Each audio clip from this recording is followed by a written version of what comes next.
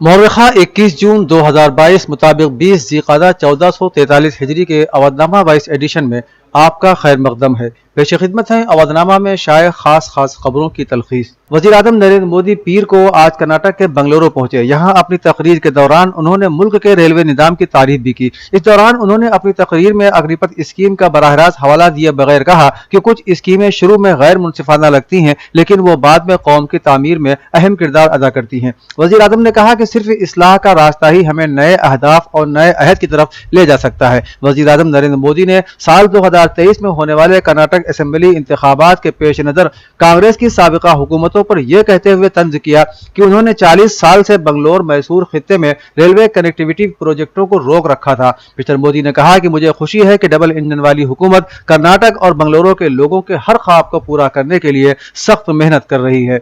कर्नाटक की सकाफती राजधानी कहलाने वाले मैसूर में 21 जून को मुनक़िद होने वाले बैनुल अक़वामी योगा दिन की तैयारियां मुकम्मल हो गई हैं। वज़ीर आज़म नरेंद्र मोदी आज कर्नाटक के अपने 2 रोज़ा दौरे पर हैं। इस दौरान वो बंगलौर में मुनक़िदा प्रोग्रामों में शिरकत के बाद शाम को मैसूर पहुंचे। इस मरतबा मैसूर पैलेस में ही बैनुल अक़वामी योगा डे का एक अज़ीमुश्शान प्रोग्राम मुनक़िद किया जाना है, जिसमें वज़ीर आज़म शिरकत करेंगे। वज़ीर ख़ारिजा डॉक्टर S जयशंकर बैनुल अक़वामी योगा दिन के मौके पर दिल्ली के पुराना किला में योगा करते नजर आएंगे। वाज़ेह रहे कि हिंदुस्तान की आज़ादी के 75वें साल के मौके पर मुल्क आजादी का अमृत महोत्सव मना रहा है। ईडी ने मनी लॉन्ड्रिंग मामले में कांग्रेस के साबिक सदर राहुल गांधी को मंगल के रोज भी पूछताछ के लिए बुलाया है। पीर के रोज राहुल गांधी से चौथे दिन पूछताछ हुई, लेकिन जराये का कहना है कि ईडी को अभी भी कुछ सवालों के जवाब नहीं मिल सके हैं, इसलिए उन्हें मंगल को भी बुलाया गया है। वहीं कांग्रेस की सदर सोनिया गांधी को अस्पताल से डिस्चार्ज कर दिया गया है, लेकिन डॉक्टरों ने उन्हें घर पर आराम करने का मशवरा दिया है। वो गुज़श्ता कई दिनों से अस्पताल में दाखिल थी और कोरोना इन्फेक्शन के बाद उनका इलाज चल रहा था। सोनिया गांधी 2 जून को कोरोना से मुतासिर हुई थी। बता दें कि ईडी ने सोनिया गांधी को भी मनी लॉन्ड्रिंग केस में 23 जून को पेश होने की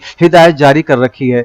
मोदी हुकूमत के जरिए लाई गई फौज में भर्ती की अग्निपथ स्कीम के खिलाफ मुल्क भर में जारी एहतजाज के दरमियान आज हिंदुस्तानी फौज ने भर्ती नोटिफिकेशन जारी कर दिया। इस नोटिफिकेशन के मुताबिक जुलाई में भर्ती के लिए रजिस्ट्रेशन शुरू हो जाएगा।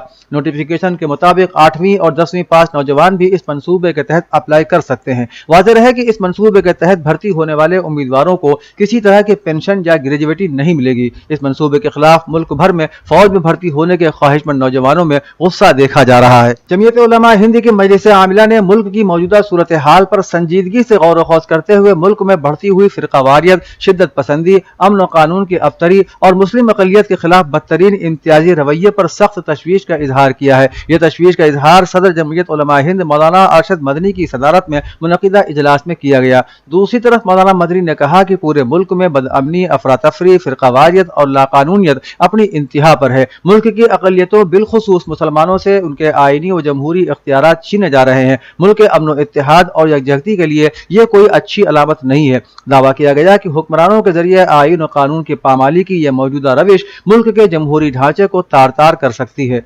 उत्तर प्रदेश में ज़िमनी इंतखाबात से पहले सियासी पार्टियों के दरमियान ज़बानी जंग फिर तेज हो गई है। वज़ीर आला योगी आदित्यनाथ ने अखिलेश यादव को भगौड़ा बताया तो एसपी ने बीजेपी के खिलाफ जंग शुरू कर दी। समाजवादी पार्टी ने कहा कि योगी जी जिस ओहदे पर बैठे हैं वो एक आईनी ओहदा है, उसका लिहाज करते हुए वो अपनी जबान का इस्तेमाल करें। उन्होंने कहा कि अग्निपथ स्कीम पर जारी एहतजाज की वजह से रेल मुसाफिरों को काफी परेशानी का सामना करना पड़ रहा है। उत्तर प्रदेश के साबिक नायब वज़ीर आला डॉक्टर दिनेश शर्मा ने कहा कि मुल्क की तामीर के लिए नौजवानों की बेहतर तरबियत किया जाना जरूरी है। अगर उन्हें सही समत नहीं दिखाई जाएगी तो वो गुमराह हो सकते हैं।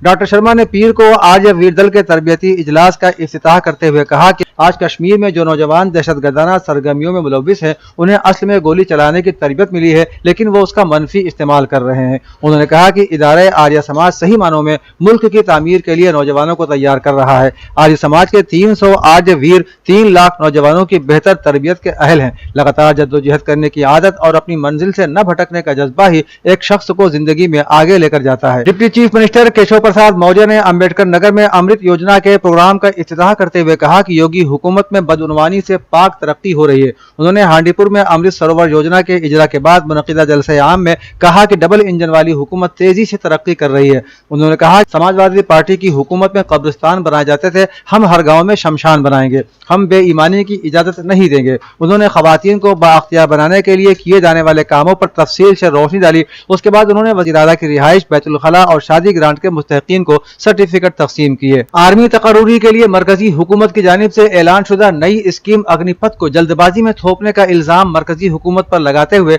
بہوجن سماج پارٹی کے سپریمو مایاوتی نے کہا کہ بی جے پی کی لیڈروں کو اسکیم کے سلسلے میں بے بنیاد بیان بازی اور تنگ نظری کے مظاہرے سے باز رہنا چاہیے۔ مایاوتی نے پیر کو ٹویٹ پر لکھا کہ اگنی پتھ نئی آرمی تقرری اسکیم ملک کی سیکیورٹی و فوجی کے خود اعتمادی و عزت نفس سے وابستہ ہونے کے باوجود بی جے پی لیڈران جس طرح سے بے بنیاد بیان بازی کر رہے ہیں وہ انتہائی نامناسب ہے۔ عوام میں گمراہی اور فوج کے لیے مشکلیں پیدا کرنے والی تنگ سیاست فوراً بند ہونی چاہیے۔ مسرور ایجوکیشنل سوسائٹی کے زیر اہتمام سینٹ روز پبلک اسکول گڑھی پیر خان ٹھاکر گنج میں صحت بیداری جلسے کا انعقاد کیا گیا، جس میں عوامی طبی بہبود کے نتائج اور مستقبل میں آنے والی پریشانیوں پر اظہار خیال کیا گیا۔ ڈاکٹر منصور حسن خان کی سرپرستی میں ہونے والے اس جلسے کی صدارت ڈاکٹر ثروت تقی نے کی۔ مہمان خصوصی کی حیثیت سے ڈاکٹر امتیاز احمد نسوں اور ہڈیوں کے ماہر شریک ہوئے۔ مہمان اعزازی کے طور پر محمد افروز خان ایم ڈی افروز اور جلیل احمد صدیقی نے شرکت کی۔ مہمانوں کا استقبال نغمہ صبا اور اظہار تشکر نغمہ پروین نے کیا۔ خصوصی شرکاء میں زما ضامن، محمد اجمل خان، موعد رہبر، نصیر احمد نصیر، عذرا جبین اور عنایت اللہ خان اور عقیل احمد شامل تھے۔ اودھنامہ کے جہاں نما صفحے کے مطابق فرانس میں ایک نو تشکیل شدہ بائیں بازو کے سیاسی اتحاد اور دائیں بازو والوں کے انتخابات میں اہم کامیابی کے بعد فرانسیسی صدر ایمانوئل میکرون پارلیمنٹ میں اپنی اکثریت سے محروم ہو گئے ہیں، جو کہ صدر کی دوسری مدت کے لیے اصلاحات کے منصوبوں کو بڑا دھچکا سمجھا جا رہا ہے۔ رپورٹ کے مطابق انتخابات کے اس نتیجے نے فرانسیسی سیاست کو بحران میں ڈال دیا ہے، جس سے ایک مفلوج ایوان یا منتشر اتحاد کے امکانات بڑھ گئے ہیں اور ایمانوئل میکرون کو نئے اتحادیوں سے رابطوں پر مجبور ہونا پڑا ہے۔ انتخابات کے اس نتیجے نے فرانسیسی صدر کی اپریل کے صدارتی انتخاب میں کامیابی کو بری طرح متاثر کیا ہے۔ امریکی ریاست ٹیکساس کے شہر سن آنٹونیو پولیس کے سربراہ کا کہنا ہے کہ ایک مہمانی کی تقریب کے دوران ایک گھر کے صحن میں بیٹھے ہوئے لوگوں پر نامعلوم فرد نے اندھا دھند فائرنگ کر دی، جس کے نتیجے میں 7 افراد ہلاک اور 5 زخمی ہوئے۔ زخمیوں کو ہسپتال منتقل کیا گیا۔ کہا جا رہا ہے کہ مسلح حملہ آور نے مہمانی پر آئے ہوئے افراد پر 30 گولیاں برسائیں۔ پولیس سی سی ٹی وی کیمروں کی مدد سے مسلح شخص یا افراد کی شناخت کرنے کی کوشش کر رہی ہے۔ قابل ذکر ہے کہ پچھلے چند ہفتوں کے دوران امریکہ میں فائرنگ کے واقعات میں 45 سے زائد افراد ہلاک ہو چکے ہیں۔ ایران اور قزاقستان کے درمیان باہمی تعاون کی متعدد مفاہمت کی یادداشتوں پر دستخط کرنے کی تقریب سعد آباد محل میں ہوئی۔ اسلامی جمہوریہ ایران کے صدر سید ابراہیم رئیسی اور قزاقستان کے صدر قاسم توکالیف کی موجودگی میں ایران اور قزاقستان کے اعلیٰ حکام نے باہمی تعاون کے 9 دستاویزات پر دستخط کیے۔ دونوں ممالک کے حکام نے ٹرانزٹ، سائنس، ثقافتی، توانائی، ثقافتی زراعت، تجارتی، اقتصادی تبادلوں اور دیگر شعبوں میں متعدد معاہدوں پر دستخط کیے۔ اس تقریب سے پہلے دونوں ممالک کے سربراہوں نے مشترکہ پریس کانفرنس سے خطاب کرتے ہوئے باہمی تعلقات کو مزید فروغ دینے کا عزم ظاہر کیا تھا۔ ملک شام میں شامی فوجیوں کی بس پر دہشت گردانہ حملہ ہونے کی خبر ہے۔ شام کی سرکاری خبر رساں ایجنسی نے اپنی رپورٹ میں کہا ہے کہ صوبے الرقہ کے مضافاتی علاقے میں شامی فوجیوں کی بس پر ہونے والے دہشت گردانہ حملے میں 13 فوجی اہلکار جاں بحق اور دیگر زخمی ہوئے ہیں۔ اس دہشت گردانہ حملے کے بارے میں ابھی مزید تفصیلات کا انتظار ہے۔ شامی عوام اپنے ملک کے تیل سے مالا مال علاقوں سے امریکی اور یورپی فوجیوں کے انخلا اور ان کے ہاتھوں تیل کی لوٹ مار بند کرائے جانے کا مطالبہ کرتے رہے ہیں۔ واضح رہے کہ امریکی فوجی غیر قانونی طور پر شام میں موجود ہیں، جو شام کا تیل اور اناج پڑوسی ممالک کو اسمگل کر رہے ہیں۔ روس نے اپنے خلاف امریکہ، برطانیہ اور یورپی یونین EU کی پابندیوں کے درمیان چین کو سستی قیمت پر خام تیل کی فراہمی شروع کر دی ہے، جس سے وہ چین کو تیل سپلائی کرنے والا سب سے بڑا ملک بن گیا ہے۔ BBC کے مطابق روس سے چین میں تیل کی درآمدات میں گزشتہ ایک برس میں 55% کا اضافہ ہوا ہے۔ اس سے پہلے چین زیادہ تر تیل سعودی عرب سے درآمد کرتا تھا، لیکن اس وقت چین کی بڑی تیل کمپنیاں روس سے تیل خرید رہی ہیں، کیونکہ روس انہیں بہت سستے داموں پر تیل فراہم کر رہا ہے۔ اودھنامہ میں شائع خبریں اور مضامین کو مکمل طور پر پڑھنے کے لیے www.awadhnama.com